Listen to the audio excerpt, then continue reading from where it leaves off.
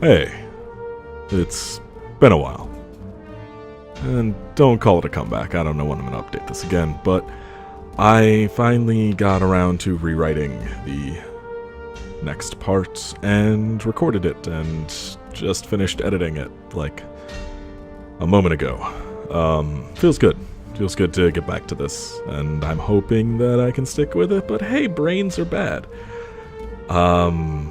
If this isn't something that you've ever listened to, you should probably go back to the first episode, because this won't make any sense. If this is something you've listened to before, holy shit, you've been around for a long time. I'm sorry it took me 3 fucking years. A lot's changed. A lot has changed over the last few years. Huh. Yeah. This is, the next part of The Hunted. And I'm not going to give a time. I'm not going to say when the next one will be up. I'm not going to say that, oh, I'm working on it. No, I haven't even started writing in the next part. Still have a lot of work to do on it, and I still have a lot of work to do in other things, and a lot of changes in my life, and a lot of things I'm working on. So I can't say when the next part will be up, but it will sometime. Maybe in a few weeks, and maybe in a few years. I don't know. If you stuck with me this long, I don't get why, but thank you. And if you're brand new to it, well, there's a lot of other stuff coming up, so hopefully you like some of that too. Anyway, on to the show.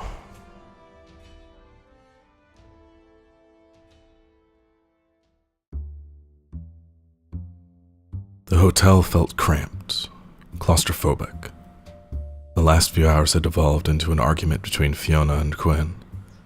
You and him don't need to be around each other right now, okay? You're not my fucking owner or my mother, Fee. No, but I'm the one who'll have to deal with the mess after. What mess? It's been almost 5 years. There's no mess left. I just want to see them, okay? Grace sat silently, anxiously fiddling with her bag. Fine, Fiona sighed, her voice shifting back to her normal tone. Fine. If you want to see him, go for it. But you'll need to deal with whatever happens yourself. I will. Without another word, Quinn grabbed her coat from the back of a chair and left.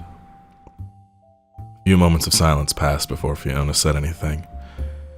God damn it, she's not going to make it there without having a breakdown. She turned to Grace. Sorry about that, Red. Grace didn't reply, just gave a slight shrug. She didn't like when people fought. I'm gonna go catch up with her and bring her back, or at least make sure she gets there safe. You be okay on your own for a little bit? The girl nodded and reached for her bag. I'll work on some designs for when we get home. Wanna make some modifications to Lenore's body. She's feeling sluggish with all the weight on her now. Fiona gave a half shrug. Alright, I'll bring back food with me. We'll be back soon. Didn't take long for the captain to catch up with her engineer. She'd made it almost 3 blocks before becoming too anxious to continue, pressing herself into the corner of an old doorway. Fiona held out a hand. Come on, Q, let's go. The other woman couldn't tell if Quinn was glaring at her or about to cry. Maybe it was both. I'll go with you. Let's go at least say hi to him, right? They arrived at Alex's bar a short time later, Fiona sitting off in the corner while Quinn waited at the bar. She was shaking and her eyes darted back and forth among the patrons, but she didn't run. She had to see him, make sure he was okay, had to ask about Molly. She had to know. Finally, he finished with the last customer at the bar and turned to her. He looked like he didn't register who she was at first, starting, "Can I?" Then the emotions played across his face. Pain was the first one, and it stabbed through Quinn like a knife. He shifted from pain to confusion to happiness to suspicion. That almost made her run. This was already hard enough. She didn't want this to turn into a fight. Fiona was right. This was a stupid idea. Why did she have to be so stubborn this one time? Why did Fiona have to give in? Why was she here? What was she doing? It had been years. Of course he'd react like this. Hey, Sparky. Everything that Quinn was feeling was replaced by an empty sadness when she heard that name. She hadn't been called that in 7 years, not since Alex had left. Hey. Started cleaning a glass, the same thing his father did when he was preparing to listen to someone's story. How you been? Been alright. Busy lately. How are you? How have you been? Quinn couldn't hold back anymore and tears welled in her eyes. How's Molly? 7 years of guilt came crashing down on her in an instant. 7 years of fear, sadness, self-loathing, and anger poured out of her. Oh, honey, shh, it's all right. He moved quickly from behind the bar and put an arm around her. She was sobbing now, burying her face in his chest. I'm so sorry. It's okay. Come on, let's go upstairs so you have a place to sit, okay? The few patrons that looked at the pair nodded to Alex. They knew the place as well as he did, and they could handle the bar if anyone came in. He had good people at his bar, usually. People he knew would pay their tabs and wouldn't try to screw him over. He led Quinn upstairs to his flat. Molly was at school, so it was empty. Come on, honey. Here, sit down and relax a bit, okay? She clung to his arm. I'm sorry. The words dissolved into an incoherent sob again. Alex stroked her hair a few times before crouching down next to her. It wasn't your fault. You couldn't have known. There was no way. Quinn tried to say something, but it was lost as she choked. Alex sat on the couch next to her and wrapped his arms around her, rocking the small woman back and forth slowly. It's okay. He knew what he was doing. There's no way either of you could have known it'd happen. It's not your fault. I'm sorry, was all that Quinn could quietly say between sobs, her voice raspy and strained already. I forgive you. I forgave you the day it happened.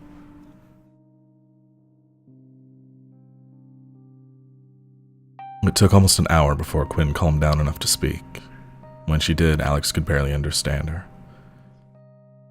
I'm sorry that I let him die. I'm sorry that I never came to see you. I'm so sorry. And Alex, God damn it, I'm sorry. I'm sorry. Alex stroked her hair again, her free hand squeezing the engineer's hand tight. Honey, it's fine. Hell, Molly still calls me mommy sometimes. I'm sorry for everything. The barkeep hugged her and kissed her forehead. I forgive you for everything, okay?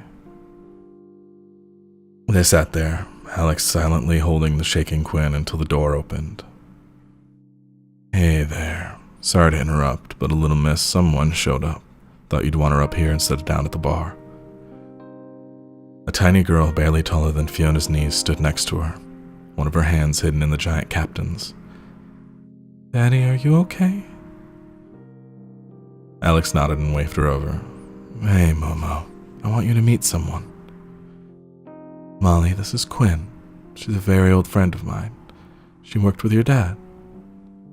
The girl beamed up at her, waving until she saw the tears in the engineer's eyes. Are you okay, lady? Quinn nodded and smiled down at her. Yeah, I'm just fine, dear. It's nice to meet you. The girl was back to beaming. You too!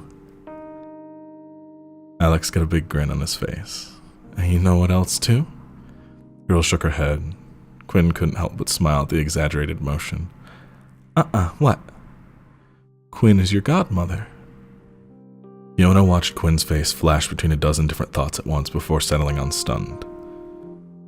What's that? Are you getting married? Oh, no. Nothing like that, honey. She's just a very good friend who's very important, and she's like your mom. Kinda, almost. It's hard to explain, but you can always trust her, okay? Molly nodded and looked up at Quinn. Hi, Mom. Quinn cracked again, tears spilling down her cheeks. Hi, honey. The night had come a lot more quickly than Fiona and Quinn thought. Alex closed the bar early, leaving only the most trusted of his regulars alone downstairs. The three sat in the living room talking, catching up on the years they'd missed. Grace seems like a nice girl. Good to see you're still getting new blood. Fiona's eyes widened. We left Red at the hotel. Shit. I hope she's okay. We should head back. Molly was fast asleep in Alex's lap.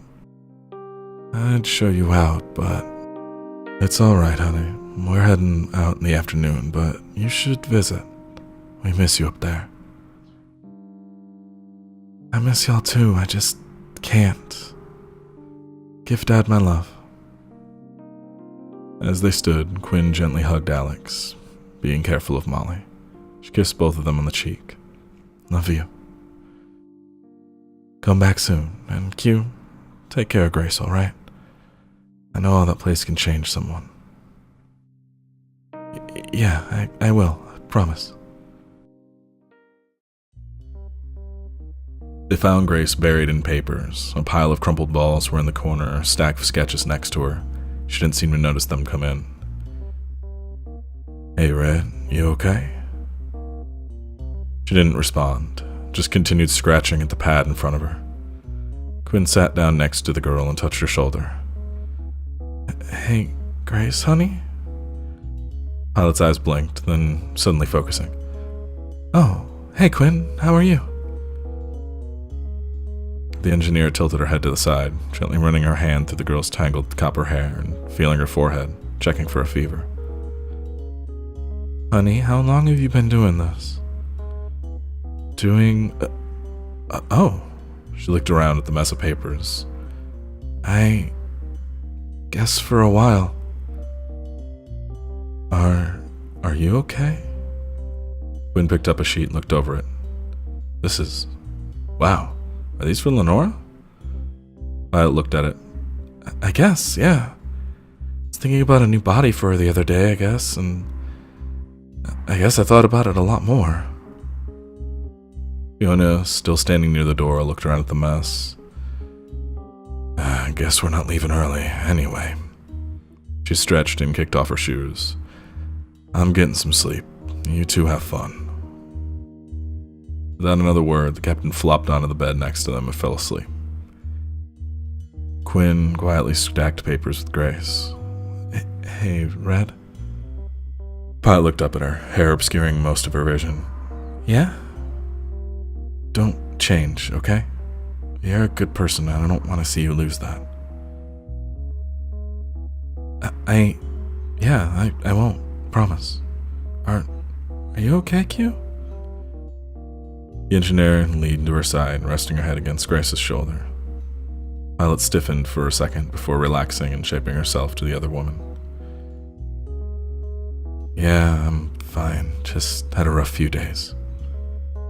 Grace slipped an arm around the small engineer, hugging her. It's okay. Try to rest tonight, yeah? We're going home tomorrow. Yeah. Quinn tilted her head up to look at Grace. Maybe it was the stress, maybe it was because she was still a bit drunk, maybe it was because Grace was warm and safe, but without another thought, she stretched her neck and kissed the pilot. For Grace, the world froze. Her mind raced, and her heart was suddenly thundering in her ears. What did she do now? How was she supposed to react? What was she supposed to say? Before she could do anything, it was over. Quinn looked up at her from under her hair, face bright red. Sorry, I'm gonna, I'm going to bed. Okay, good night. Since his last clash with the Patriots, Michael had taken to drifting again. Slowly, he made his way north, doing odd jobs and protection gigs to build up his supplies. Weeks into his travels, he came across the scene of some sort of battle. Didn't describe it, more like a slaughter. 3 trucks lay parked at various angles across an old road. They were riddled with holes, one blacked from a fire that had long since burned out. Old, decaying body parts lay strewn around them. Further into the forest, you could see the faint shape of more buried under leaves, at least what the animals hadn't gotten to. They were old, but not old enough for the smell to be completely gone. He covered his mouth and nose with a rag and started rummaging through the vehicles, looking for anything that hadn't been picked clean. First truck had nothing of use. Small stores of food had been ransacked either by scavengers or animals at some point. The second, however, the bed of the truck still had a decent stockpile of ammunition, and even a couple patchwork uniforms. So no one's been here.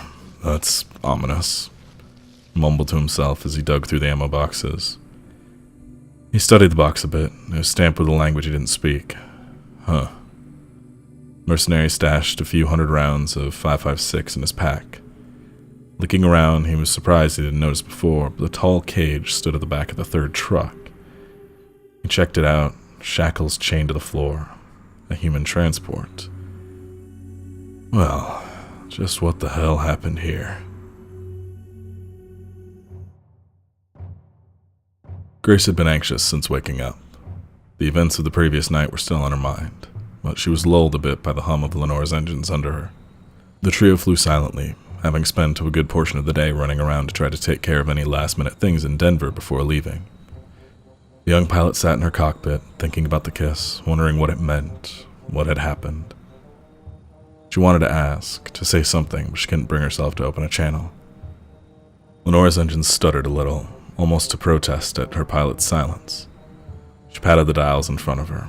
All right, fine. Just gonna talk, though. Nothing about last night. By the mist, Mother, please don't bring it up. A few moments of hesitation later, she flicked on her radio to Quinn's frequency.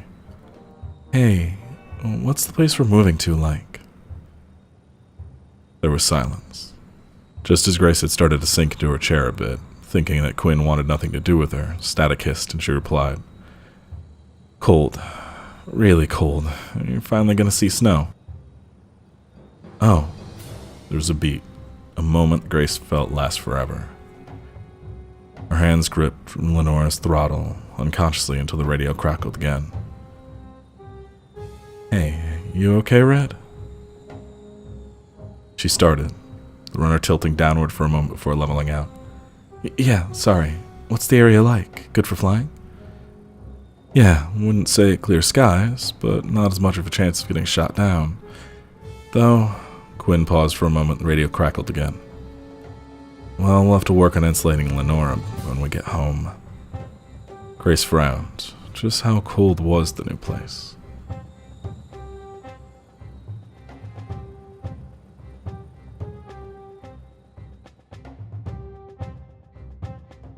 The Hunted Sky is written, produced, and distributed under a Creative Commons Attribution Non-Commercial Share-alike 4.0 license.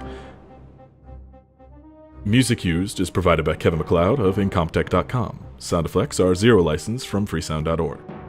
If you'd like to support this and our other work, please head to recurringbees.com/support and consider donating or pledging through PayPal or Patreon.